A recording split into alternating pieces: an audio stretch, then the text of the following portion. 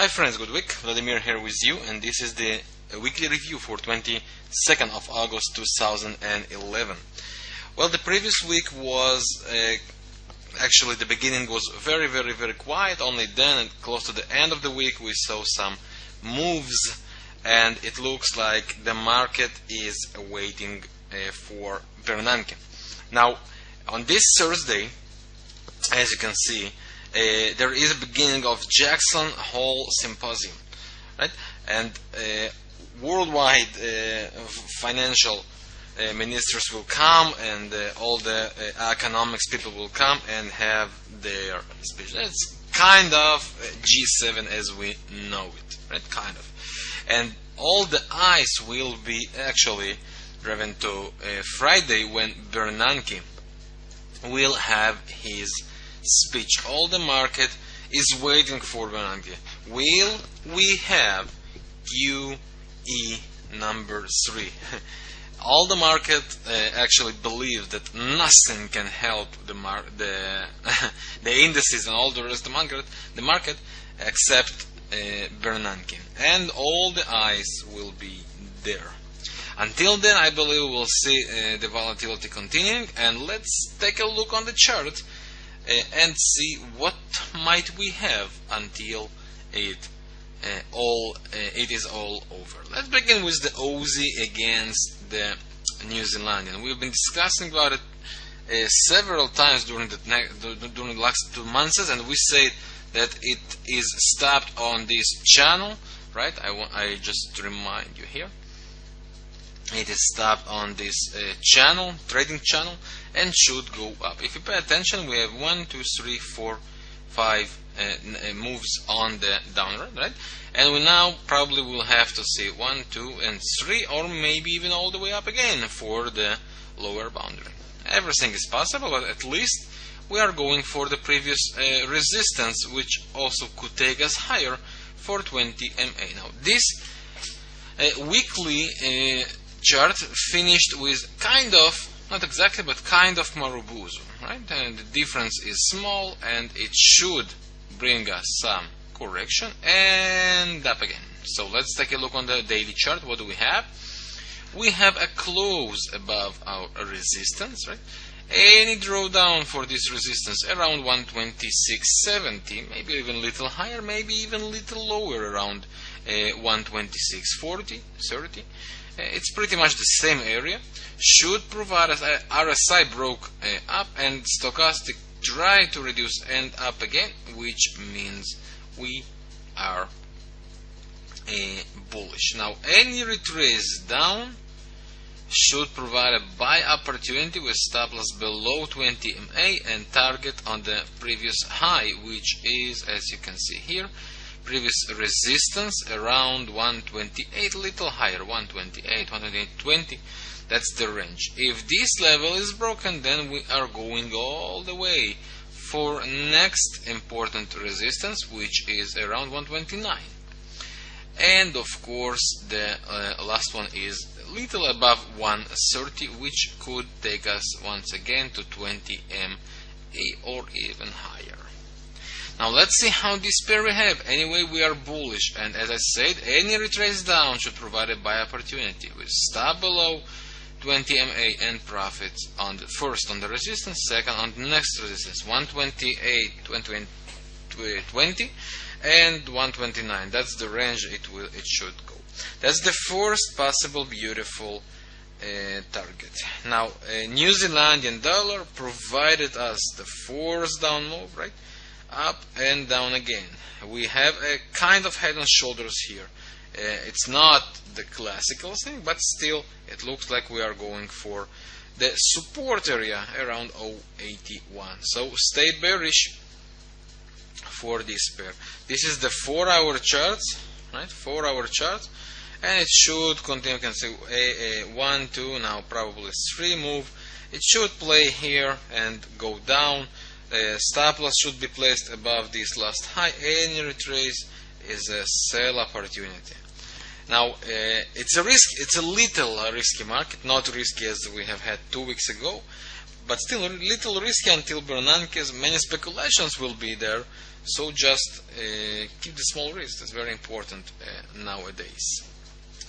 Now, if we take a look on the franc pairs, the pairs we discussed before, here what we have had a 4-hour wedge, right? We discussed about them on the previous weekly review, and now we probably go to test the support as we discussed, or maybe even deeper.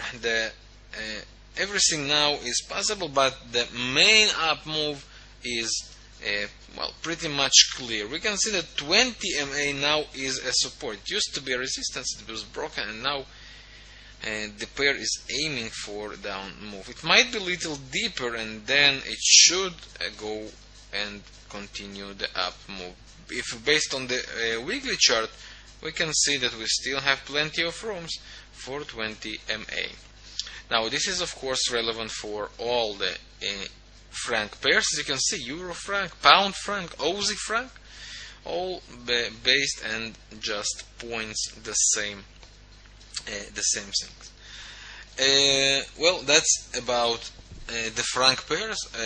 Still looks bearish for the correction, but it will stop on the support and retrace, and should retrace all the way up again to continue this move. So stay tuned for these pairs. For longer run, it looks like a very nice bullish call.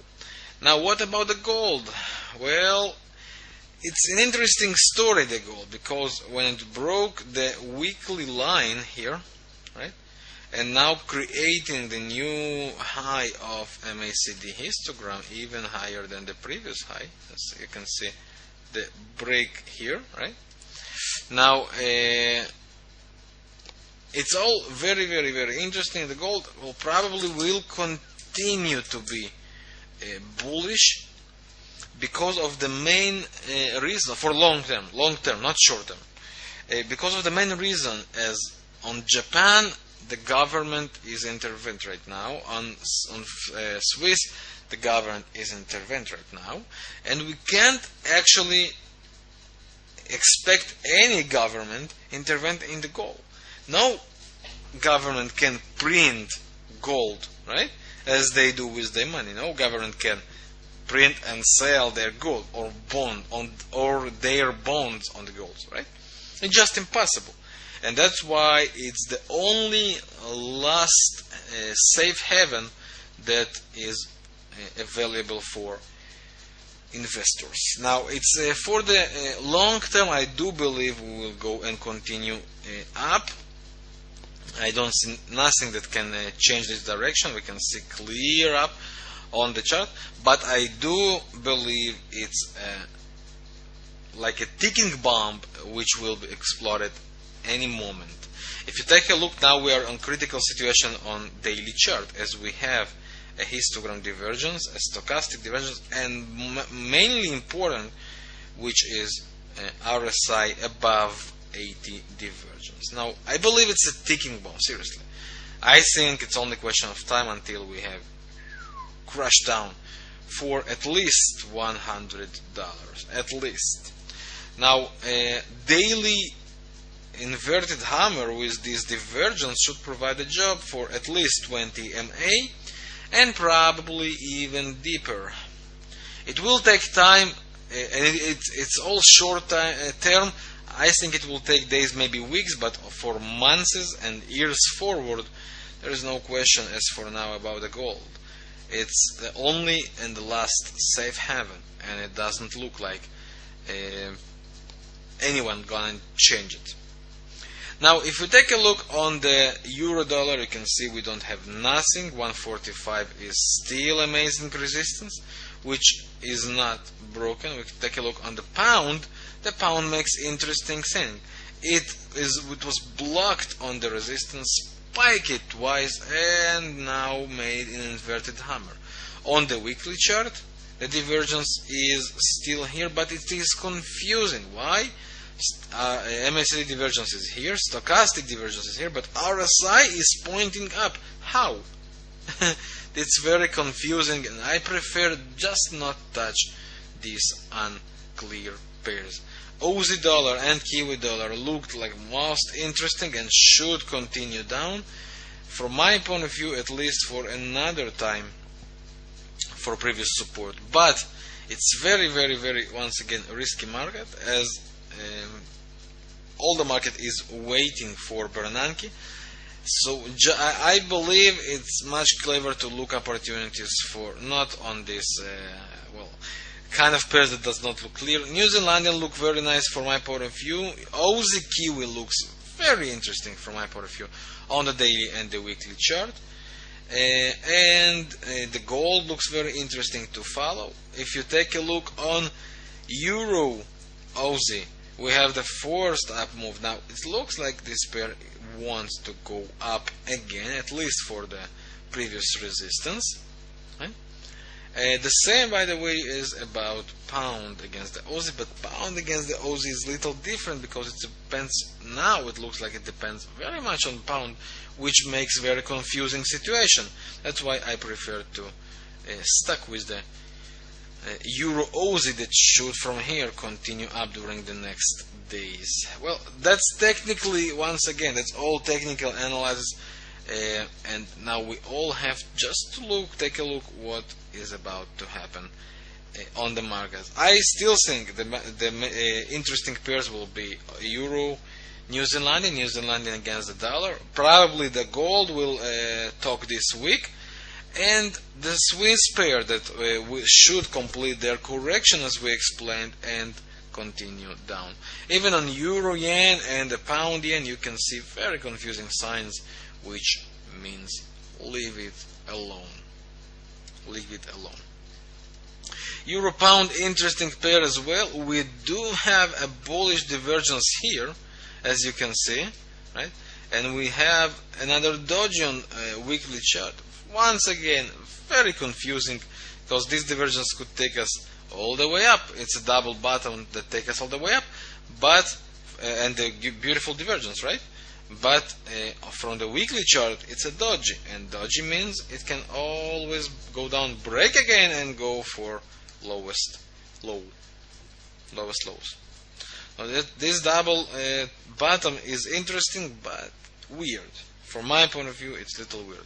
Technically, it should continue up, but from weekly chart, we don't have any confirmations yet. Plus, double doji. Double doji could be continuing or inverted pattern. So let's see how the market begins to understand better the direction. And that's all actually for this week, friends. The franc pairs, New Zealand and Aussie Kiwi, and the gold that should be very, very, very, very interesting. A few words about the indices. I think we continuing down, and we will continue down unless Bernanke will have something for us. If you take a look on the daily chart, we have had 1, 2, 3, 4, and now we are probably during 5 until this divergence will be created.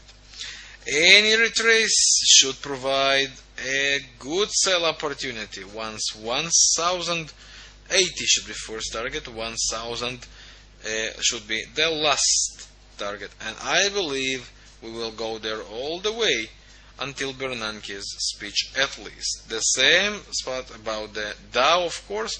I believe we are going much lower. There are still plenty of room to go there. That's all, friends. We are in bearish market on the indices, and we should accept it. Don't fight it. It's still early to look for the end. Just enjoy it. And if you remember the stocks I have recommended to you, I've discussed about the IBM, as you remember, right? And that's what you have, friends. This divergence take affection, and here we are. We are going down. I discussed about HNP, right? HNP, and look what's happening with HNP. I discussed about Coca-Cola and Intel, right? This is Coca-Cola, and this is how it looks like. That's the down move we have had. Still no close below the line. Still no close below the line, right? So no more bearish moves. But here you go, the force down move, right? And here is Intel, for example. The same stuff. Look what happened with this divergence.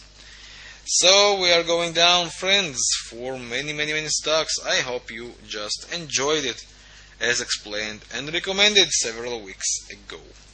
Thank you very much for your time, friends, watching this video. I wish you a fantastic week, and let's see what Bernanke and the market will bring to us during this interesting week. Good luck, yours, Vladimir.